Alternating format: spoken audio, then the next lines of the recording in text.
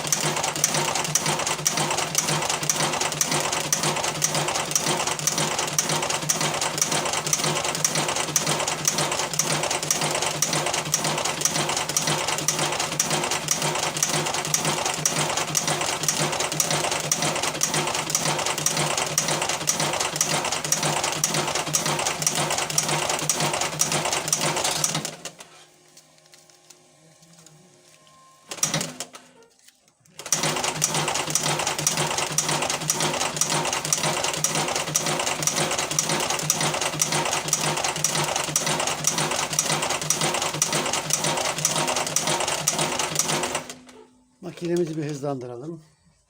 Göstermeye gerek yok, gösterelim.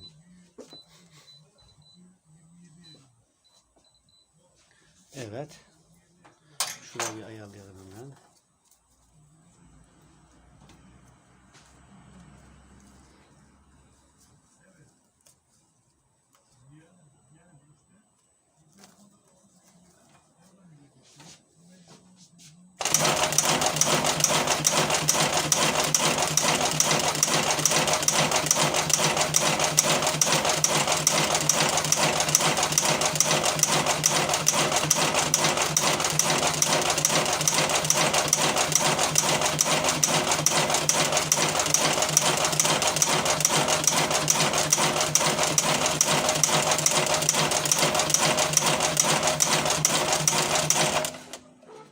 Alıyoruz bastığı sigarayı. Şöyle gösteriyoruz.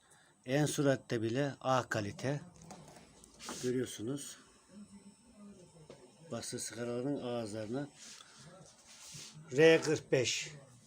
Şu andaki hızı, en son çalıştırdığımız hız 45 kutu saatte.